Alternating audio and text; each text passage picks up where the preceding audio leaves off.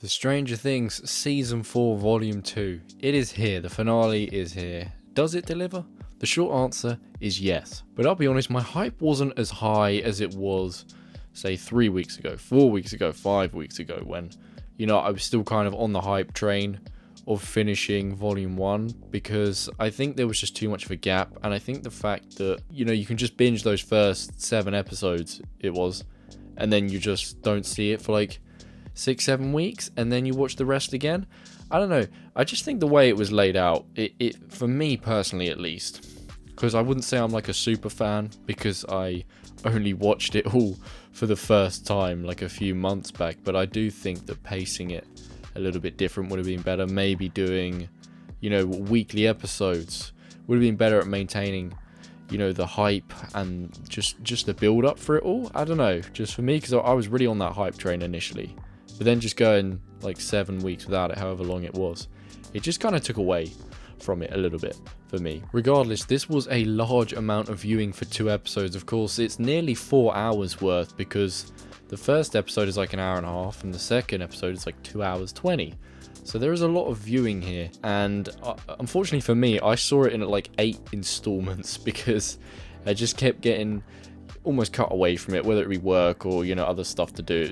It was hard to really just sit down. I would have loved to just sit down and just watched it for 4 hours straight. That would have been great, because I was kind of in and out of it. But either way, I thought it was awesome. It continues on from the strong build up in Volume 1 as our characters come together with a plan to take down Vecna, and it's a risky one as well, and you kind of got all your different groups working separately to achieve the same goal. Like Volume 1, however, I did find the Russia segments the least interesting of the lot, especially as they are kind of the furthest away from the fight, and it doesn't feel like they're directly helping, even though they kind of say that they are. It just didn't feel like they were really doing much to help the main threat. They were just sort of in their own little battle, and obviously you're rooting for Hopper and Joyce and Murray and all that, which is great, but regardless, it just wasn't the plot line I was interested in that much, and I was kind of hoping that these final 2 episodes would be them making it back to Hawkins or something. I mean, obviously they do by the end, but I was hoping they would come back for the fight. Everything else in the US, however, was very exciting.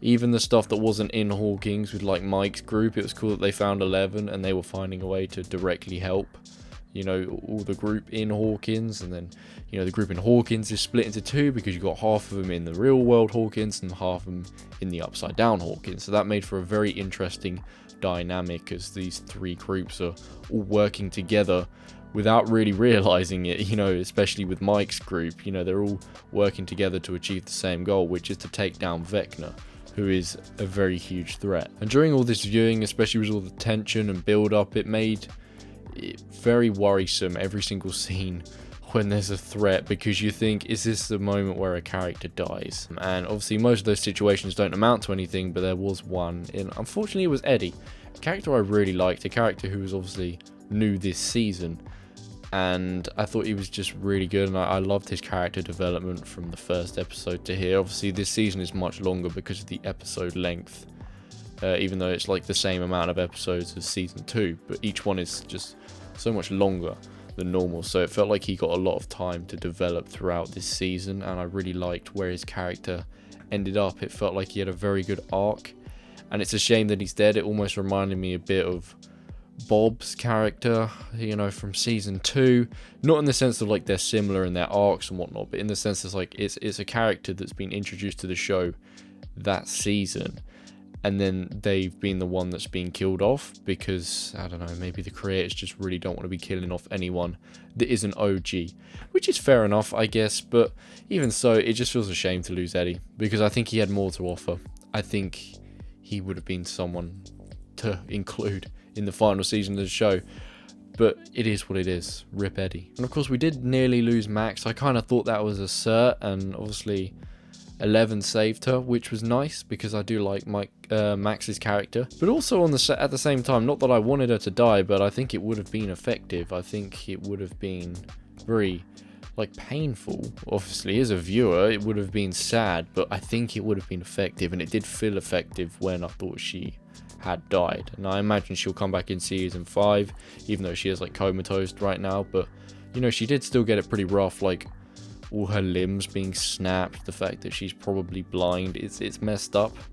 And it certainly felt effective in that moment. And I thought Lucas really stood out in that moment where, you know, those two were talking. She said she couldn't see. I've always thought Lucas was a character that had potential, but I've never always been convinced by the acting, or at least the writing for him. It just hasn't felt that strong compared to other characters, but in that scene, in that moment, he really did shine through. Away from deaths, I loved the way the episodes were laid out, the seamless flow of the story as it cut between the different groups of characters, especially in scenes that were taking place at the same time, cutting back and forth. It made for really entertaining viewing, you know, fast-paced, intense action like that. You know, in the last episode, there was like a good, like, it felt like maybe 30 minutes of just intense, like, non-stop cutting back and forth, a very high intensity, you know, as the plan is taking place. It was really, really strong. It felt like characters were goners at some point. It really did. It felt like you couldn't see a way out for certain characters, and I think this also brought the best out of the actors, as I said, with Lucas, with Max, and also with Mike and Dustin. I thought they were really good in these emotional moments where they needed to be. You know, obviously it's a bit monologue-y, I'm not gonna lie. In these last couple episodes, there's a lot of monologues between characters that needed to, like, build bridges or whatever. You know, that's just writing. But you know, there was quite a lot, but it was done very well.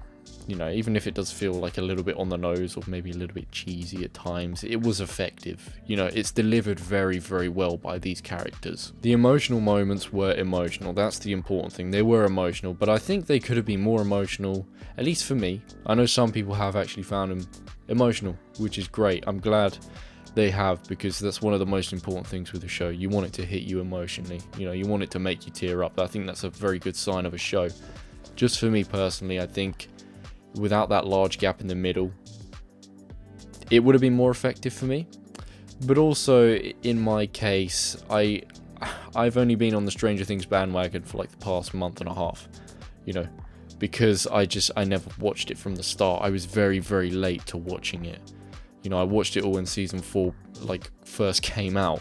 So I think when you're more emotionally invested in the show, and you have been for several years, then, you know, this is going to be effective for you. It's just for me personally. I think just, you know, different pacing. Blah, blah, blah. I've said it all before. It is what it is. The ending was cool here as well. You know, it's setting up what should be a crazy final season. It differs from the other season because every season prior to this has almost had a reset where just a new threat emerges. Even though it's like a similar threat, it's like the season will end and it's like the characters think they've solved the problem and that the issue's done, and we'll get a little glimpse that something is on the horizon. Here, it's a case of that thing is already here, and they know what the threat is, and they know what it's going to try and do, and then it's just kind of left it on a cliffhanger, which is cool. So the beginning of season 5 will not be a case of like, oh, everyone's at high school, it's a new year, you know, they're all giddy and stuff. No, like these characters are already in the shit, and now they just need to carry on with the fight, which I think is cool. It's going to make things feel a little bit different because obviously the formula has been kind of similar in a sense, where it's like a slightly different type of threat is introduced early on in a new season, and then the characters have to learn their way through it again. The consistency of this show and the fact that it continues to deliver and also keep things varied and keep things exciting and fresh, and you know, whenever it introduces new characters, they're always great new characters such as Eddie. You know, that it's a really great thing to be invested in. It's a really entertaining show. It's got a lot of personality to it. I just love all the elements to it. It's got emotional stuff. It's got some cool horror elements. It's also very funny at times. It's just, I like Stranger Things. I'm really glad I decided to get into it. Well, I say I decided. Joe said I really need to watch it, and you know, his recommendations are always spot on, so I'm really glad that I did watch it. I still think season 1 is the best season. It's so damn strong, it's so effective, it just, the full circle of it is brilliant, and you know, that had me emotional. Season 4 is very strong though. It's one of those things when I rewatch all the seasons again one day, then I'll really be able to sort of figure out, you know, which one's maybe second best, third best, fourth best, whatever. But season 4 is very strong. There was only like a few little issues for me here. I think there was maybe like the odd line of dialogue that felt out of place, such as like a funny one-liner in a serious moment. And I also think they should have shown just a little bit more before they did that thing where it said 2 days later and they just jumped forward a couple days. I thought maybe a little more time, maybe the group helped bring Eddie's body back. I think that would have been something nice to show. Obviously it's quite sad, but I just think little things like that, you know, just show these characters in a little bit more of their struggle as they get back, because it's almost just like they're in the shit and then they're not, because it goes forward 2 days. I just think they could have shown a little bit more in that window, but it's not a flaw, you know, it's just maybe little things I would have preferred they had or hadn't done. Regardless, a really entertaining and really strong finale to season 4 of Stranger Things. I really enjoyed it. Bring on season 5. If I had to rate volume 2 of Stranger Things season 4, I would say an 8.5 out of 10. I think it's strong, and I think that's probably what rating I would give for this season as a whole. It's kind of difficult though. I feel like it's almost something I need to rewatch again, like just together, like episodes 1 to 9.